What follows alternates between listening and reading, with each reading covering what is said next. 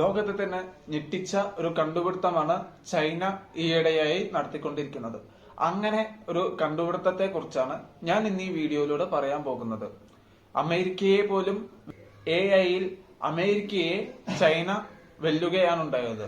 അതായത് ഇപ്പോ അമേരിക്കയുടെ നിലവിലെ കണ്ടുപിടുത്തങ്ങളെയൊക്കെ തന്നെ മറികടന്നുകൊണ്ട് ആ ഒരു ചൈനയുടെ ഒരു പുതിയ കണ്ടുപിടുത്തമാണ് ഡീപ് സീക്ക് AI.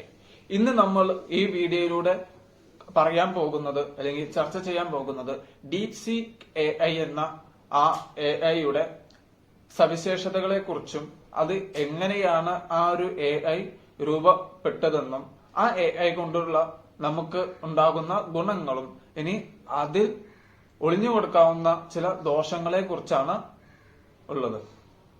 അപ്പൊ guys, welcome back to my channel. American AI-യെ വെല്ലാവുന്ന ഫീച്ചേഴ്സ് ഉള്ള ഒരു AI ആണ് ഡീപ് സീക്ക് AI. ആദ്യം തന്നെ നമുക്ക് ഈ ഡീപ് സീക്ക് AI എന്ന AI എങ്ങനെയാണ് ഇത്തരത്തിലുള്ള ഒരു എബിലിറ്റി അച്ചീവ് ചെയ്തു എന്നും ഇതിന്റെ ഈ കണ്ടുപിടുത്തത്തിന് പിന്നിലുള്ള കമ്പനി ഏതാണെന്നും നമുക്ക് പരിശോധിക്കാം. ഡീപ് സീക്ക് എന്ന കമ്പനി 2023 തുടങ്ങിയിട്ടുള്ള ഒരു കമ്പനിയാണ്, ചൈനീസ് കമ്പനിയാണ്. ഈ ഒരു കമ്പനി ഹൈ ഫ്ലയർ എന്ന ഒരു ക്വാണ്ടിറ്റേറ്റീവ് ട്രേഡിംഗ് കമ്പനിക്ക് കീഴിലുള്ള ഒരു കമ്പനിയാണ് ഡീപ് സീക്ക്. ഈ കമ്പനിയുടെ ഫൗണ്ടർ ലിയാൻ വെൻഫെങ് ആണ്.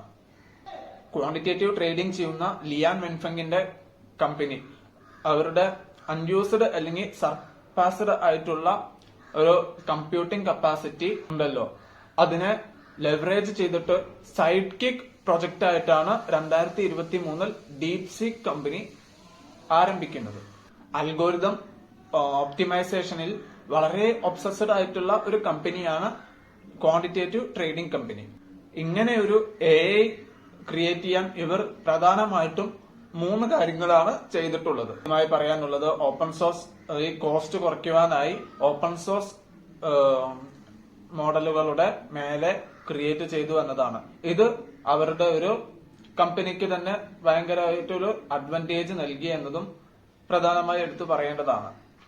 അപ്പോ ഇവര് രണ്ടാമതായി എന്താ ചെയ്തെങ്കിൽ, ഇവരുടെ കയ്യിൽ ലേറ്റസ്റ്റ് ആയ ചിപ്പുകളൊന്നുമില്ല. അപ്പൊ അവരുടെ നിലവിലെ കയ്യിലുള്ള ചിപ്പുകളൊക്കെ എന്താണ്, അൽഗോരിതം എഫിഷ്യൻസിയിലൂടെ ഒപ്റ്റിമൽ യൂട്ടിലൈസേഷന് വിധേയമാക്കി എന്നതാണ്. പിന്നെ മൂന്നാമതായിട്ട് അവർ ചെയ്തതെന്ന് പറഞ്ഞാൽ, ഇപ്പൊ നമ്മുടെ ഡാറ്റയ്ക്ക് ട്രെയിനിങ് കൊടുക്കണം. ഇപ്പൊ ഒരു AI-യോട് നമ്മൾ ഒരു ചോദ്യം ചോദിക്കുമ്പോൾ അത് ഉത്തരം പറയും. അപ്പൊ ഈ ഉത്തരം പറയുന്നത് എന്താ, അവർ പഠിച്ചിട്ടാവണം. അപ്പൊ പഠിക്കുക എന്ന പ്രോസസ്സ് എന്ന് പറയാം, ഈ ഡാറ്റയ്ക്ക് ഒരു ട്രെയിനിങ് അവരെന്തായാലും കൊടുക്കുന്നു.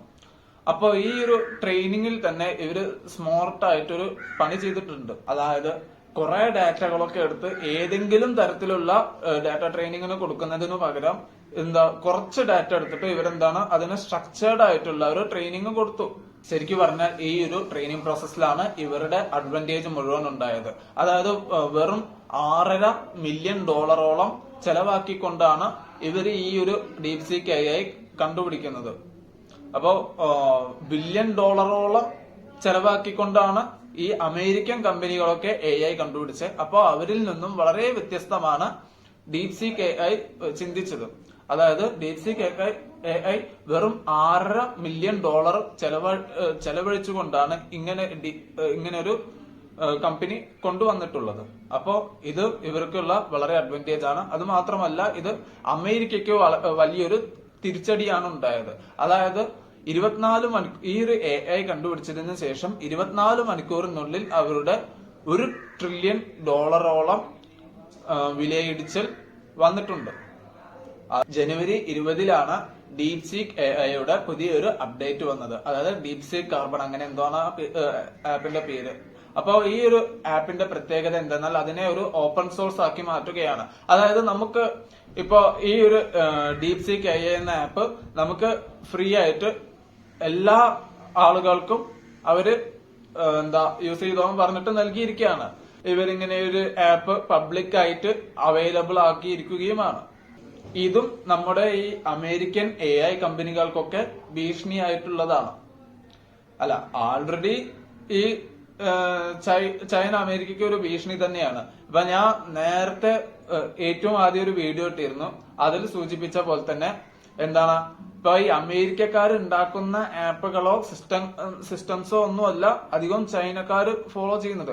അവർ അവരുടേതായ ആപ്പുകൾ അവരുടെ ഭാഷ നേറ്റീവ് ലാംഗ്വേജിൽ തന്നെ ഉണ്ടാക്കിയിട്ട് അങ്ങനെ കുറെ ആപ്പുകളൊക്കെ ഉണ്ട്. ഈ ഗൂഗിളും യൂട്യൂബും ഒന്നും അവർ യൂസ് ചെയ്യില്ലല്ലോ. അതന്നെ. അപ്പോ അതുപോലെ തന്നെ നോക്കിയാൽ നമ്മളൊക്കെ അമേരിക്കൻ കമ്പനീസ് ഉണ്ടാക്കുന്ന ആപ്പുകളും സിസ്റ്റംസും ഒക്കെയാണ് യൂസ് ചെയ്യുന്നത്. പക്ഷെ ചൈനക്കാർ അങ്ങനെയല്ല. അവരുടേതായ ആപ്പുകൾ ഉണ്ടാക്കുകയാണ്. ഇപ്പൊ DeepSeek AI ചാറ്റ് GPTയേക്കാൾ കൂടുതൽ എഫിഷ്യന്റ് ആണ്. ഇത്രയും മാത്രമല്ല അത് വളരെ എനർജി എഫിഷ്യന്റും ഒക്കെ ആണെന്നാണ് പറയുന്നത്. ഇത്രയും എഫിഷ്യന്റ് ആയിട്ടുള്ള ഒരു ആപ്പ് സൗജന്യമായി ഉപയോഗിക്കാം എന്ന് പറയുന്നതിലാണ് വളരെ വലിയൊരു അത്ഭുതകരമായിട്ട് നമുക്ക് തോന്നുന്നത്. ഒരു ചെറിയ സ്മാർട്ട് ഫോണിന്റെ എനർജി ഉപയോഗം മാത്രമേ ഇതിന് ആവശ്യമായി വരികയുള്ളൂ. ഇനി നമുക്ക് DeepSeek AIയുടെ അതിൽ നിന്നും ഉണ്ടാകാവുന്ന ദൂഷ്യവശങ്ങൾ എന്തൊക്കെയാണെന്ന് പരിശോധിക്കാം. നമ്മളിപ്പോ ചൈനീസ് കമ്പനി ഒരു ആപ്പ് അല്ലെങ്കിൽ ഒരു സിസ്റ്റം അല്ലെങ്കിൽ സോഫ്റ്റ്വെയർ എന്തെങ്കിലുമൊക്കെ ഡെവലപ്പ് ചെയ്തെന്ന് വെച്ചോ, ഡെവലപ്പ് ചെയ്തെന്ന് വെച്ചോ, എന്നിട്ട് അത് അവര് വേറെ രാജ്യങ്ങൾക്ക് പാക്ക് ചെയ്ത് കൊടുത്തു എന്ന് വിചാരിച്ചു. അവര് അതിന് ആൾട്ടർനേറ്റീവ് ആയിട്ടുള്ള മറ്റൊരു ആപ്പ് അല്ലെങ്കിൽ മറ്റൊരു സിസ്റ്റം അങ്ങനെ എന്തെങ്കിലും ഡെവലപ്പ് ചെയ്തിട്ട് അത് ചൈനക്കാർക്ക് മാത്രമായിട്ട് അവൈലബിൾ ആക്കിയിട്ട് കൊടുക്കും.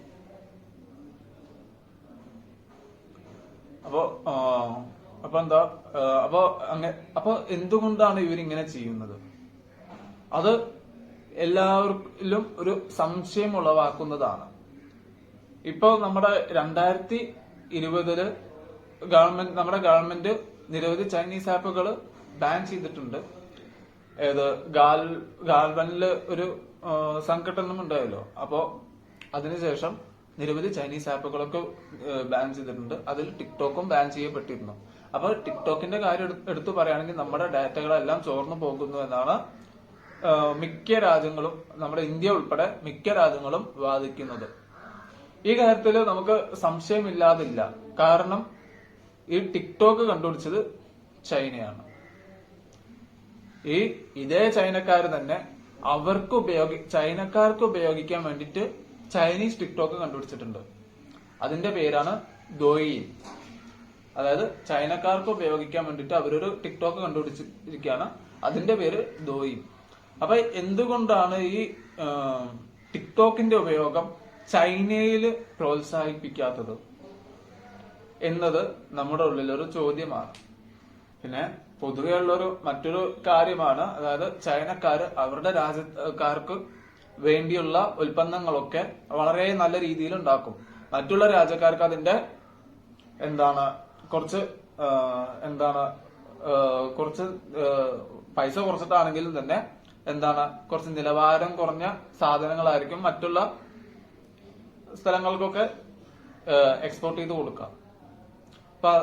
അപ്പൊ അങ്ങനെയാണെങ്കിൽ ഈ ഒരു ആപ്പിലും നമുക്കൊരു സുരക്ഷാ ഭീഷണി ഉണ്ടാവാനുള്ള സാധ്യതയുണ്ട്.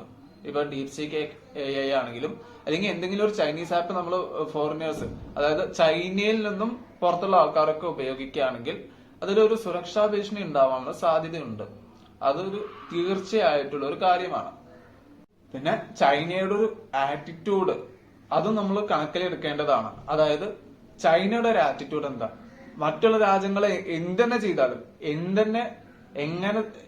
എന്ത് രീതിയിലായാലും ചൈനയ്ക്ക് സൂപ്പർ പവർ ആവണം. ചൈനയ്ക്ക് ലോകത്തിലെ 1ാം നമ്പർ ആവണം. എല്ലാ രാജ്യക്കാർക്കും അങ്ങനെ ഒരു മനോഭാവം ഉണ്ട്. അപ്പൊ അമേരിക്ക ആയാലും ഇന്ത്യ ആയാലും റഷ്യ ആയാലും നോർത്ത് കൊറിയ ആയാലും അവർക്കൊക്കെ സൂപ്പർ പവർ ആവണം എന്ന ആഗ്രഹമുണ്ട്. എന്നാൽ അമേരിക്കയുടെയും ചൈനയുടെയും റഷ്യയുടെയും അപ്രോച്ച് വേറെയാണ്. അതായത് ഈ 3 രാജ്യക്കാരും ഇപ്പോ ഈ ഭീകര സംഘടനകളൊക്കെ ഉണ്ടാക്കിയത് അമേരിക്കയാണ്. അറിയില്ലേ ആ കഥ? എന്താണെങ്കിൽ നമ്മുടെ റഷ്യക്കാരെ തുരത്താൻ വേണ്ടിയിട്ട് ആ ഒരു ഏരിയ, മിഡിൽ ഈസ്റ്റ് ഏരിയയില് കുറച്ച് മുസ്ലിം പൗരന്മാരെ ബ്രെയിൻ വാഷ് ചെയ്ത് അങ്ങനെ റോക്കറ്റ് ലോഞ്ചറും കാര്യങ്ങളൊക്കെ കൊടുത്ത് ട്രെയിനിങ് ഒക്കെ ചെയ്ത് റഷ്യക്കാരെ ആ ഒരു ഏരിയൻ, അഫ്ഗാൻ ഏരിയൻ തുരത്താൻ വേണ്ടിട്ടാ തോന്നുന്നു. അന്ന് റഷ്യ ആയിരുന്നല്ലോ, അന്ന് സോവിയറ്റ് ആണ് തോന്നുന്നു. അവരെയൊക്കെ തുരത്താൻ വേണ്ടിയിട്ട് ഈ ഒരു ഭീകര സംഘടന ഉണ്ടാക്കിയത് അമേരിക്കയും പാകിസ്ഥാനും ചേർന്നിട്ടാണ്. പാകിസ്ഥാൻ അവരുടേതായ ലക്ഷ്യങ്ങളുണ്ട്, അമേരിക്കയുടെ ലക്ഷ്യം വേറെയായിരുന്നു.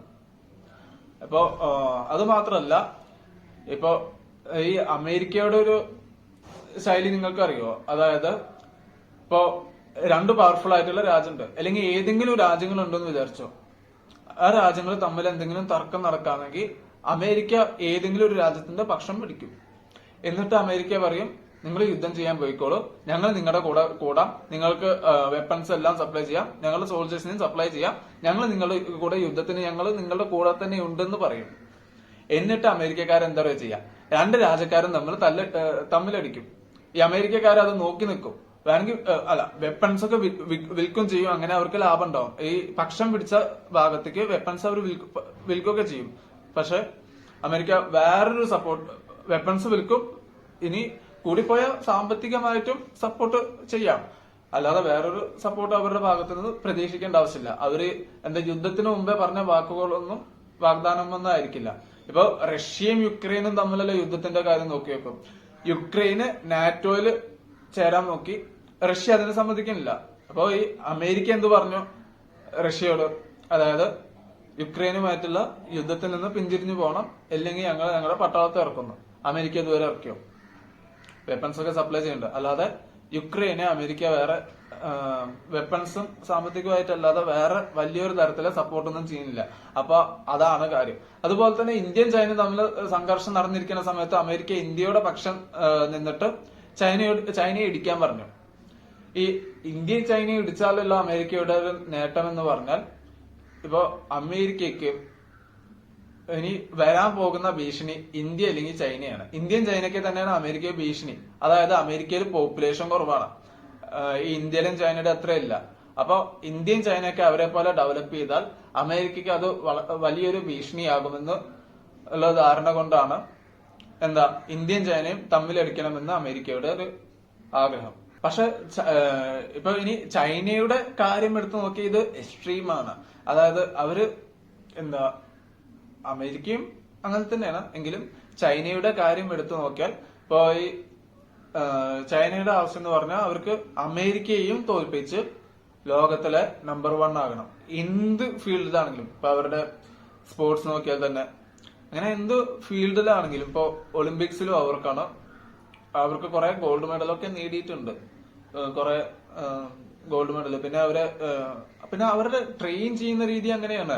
അതായത് ഓരോ കുട്ടികളൊക്കെ ജനിച്ചു വളരുമ്പോ തന്നെ അവരോട് നമ്മള് രാജ്യത്തിന് വേണ്ടിയിട്ടാണ്, ഒരു ദേശത്തിന് വേണ്ടിയിട്ട് എന്തും ചെയ്യണം എന്ന രീതിയിൽ, ദേശത്തിന്റെ കീർത്തി നിലനിർത്തണം എന്ന രീതിയിലാണ് അവരെ പറഞ്ഞ് മോട്ടിവേറ്റ് ചെയ്ത് കൊണ്ടുവരാണ് ചെയ്യുന്നത്. അതെല്ലാ രാജ്യത്തിലും ഉണ്ട്, എങ്കിലും അവിടെ കുറച്ച് കൂടുതലാണ്. ഇവിടെ ഇല്ല എന്നല്ല പറയുന്നത്. പക്ഷെ ഇവിടെ ഉള്ളതിനേക്കാൾ അവിടെ ഇങ്ങനെ ഒത്തൊരുമയോടെ കൂടെ പ്രവർത്തിക്കണം, എന്നിട്ട് രാജ്യത്തിന് പുരോഗതി നൽകണം എന്ന്. അത് പിന്നെ എല്ലാവരും ഇപ്പൊ ചൈനക്കാർ അത്ര ദേശസ്നേഹം കൊണ്ടൊന്നുമല്ല, അത് അവിടുത്തെ ഒരു ഗവൺമെന്റ് എന്ന കാര്യം കൊണ്ടാണ്. ഗവൺമെന്റ് മറ്റേ സ്വാതന്ത്ര്യം എന്ന സംഭവം ചൈനയിലില്ല. അപ്പൊ ഗവൺമെന്റ് എന്തു പറയുന്നോ അത് അനുസരിക്കല്ലാതെ വേറെ നിവൃത്തി ചൈനയിലില്ല. അപ്പൊ അതൊക്കെ കാരണം കൊണ്ട് തന്നെ അവർക്ക് ഇങ്ങനെ ട്രെയിനിങ് ഒക്കെ സ്ട്രീമായിട്ട് കൊടുക്കുന്നുണ്ട്. അപ്പൊ ആ രീതിയിലൊക്കെ അവര് മോട്ടിവേറ്റഡ് ആയിട്ട് പ്രവർത്തിക്കുകയും അങ്ങനെ അവർക്ക് ഓരോരോ ഫീൽഡിൽ തിളങ്ങാൻ സാധിക്കുന്നുണ്ട്. അപ്പോ നമ്മള് ചൈന ഡെവലപ്പ് ചെയ്ത എന്തെങ്കിലും സോഫ്റ്റ്വെയർ അല്ലെങ്കിൽ ഗെയിംസ് അല്ലെങ്കിൽ ഇപ്പൊ ഈ പറയുന്ന പോലെ AI യൂസ് ചെയ്യുകയാണെങ്കിൽ നമുക്ക് സുരക്ഷാ ഭീഷണിയുള്ള കാര്യമാണ് ഞാൻ ഇപ്പൊ പറഞ്ഞു നിർത്തിയത്. അപ്പോ അതിലൊരു സുരക്ഷാ ഭീഷണി ഉണ്ട് എന്ന കാര്യത്തിൽ യാതൊരു സംശയം വേണ്ട, സുരക്ഷാ ഭീഷണി ഉണ്ട്.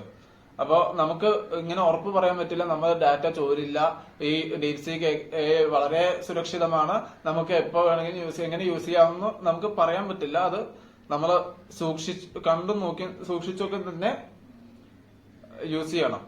അതായത് കെയർലെസ് ആയിട്ട് AI യൂസ് ചെയ്യാൻ പാടില്ല. ഓക്കെ, അതായത് നമ്മുടെ ഈ പേഴ്സണൽ ഇൻഫർമേഷൻ ഒക്കെ ഇപ്പൊ ഇങ്ങനെ നമ്മളൊരു ക്വസ്റ്റ്യൻ ചോദിക്കും, അതിന്റെ ഡീറ്റെയിൽസ് ഒക്കെ ഇങ്ങനെ കാണിച്ചു തരും. പക്ഷെ നമ്മൾ ഒരിക്കലും അതിൽ പേഴ്സണൽ ഇൻഫർമേഷൻ കൊടുക്കാതെ നോക്കണം. ഓക്കെ, അപ്പൊ ഇതൊക്കെ തന്നെയാണ് എനിക്ക് ഈ ഡീപ് സീക്ക് AI കുറിച്ച് പറയാനുള്ളത്. അപ്പൊ ഈ വീഡിയോ ഇഷ്ടപ്പെട്ടെന്ന് വിചാരിക്കുന്നു. വീഡിയോ ഇഷ്ടപ്പെട്ടെങ്കിൽ വീഡിയോ ലൈക്ക് ചെയ്യുക, ഷെയർ ചെയ്യുക, സബ്സ്ക്രൈബ് ചെയ്യുക. മാക്സിമം പേർക്കൊക്കെ ഷെയർ ചെയ്ത് കൊടുക്കേണ്ടതാണ്. പിന്നെ ലൈക്സ് ഒക്കെ വീഡിയോയിൽ കുറവാണ്. അപ്പൊ ലൈക്കൊക്കെ ഒന്ന് ചെയ്ത് സപ്പോർട്ട് ചെയ്യുക. അപ്പൊ വീഡിയോ ഇഷ്ടപ്പെട്ടെങ്കിൽ മറക്കാതെ ഷെയർ ചെയ്യുക. പിന്നെ നിങ്ങളുടെ അഭിപ്രായങ്ങൾ കമന്റ് ബോക്സിൽ രേഖപ്പെടുത്താവുന്നതാണ്. അപ്പോ ഇനി അടുത്ത വീഡിയോയിലൂടെ കാണാവുന്നതാണ്. അപ്പൊ ഇന്നത്തെ വീഡിയോ ഞാൻ ഇവിടെ വൈൻഡപ്പ് ചെയ്യുകയാണ്.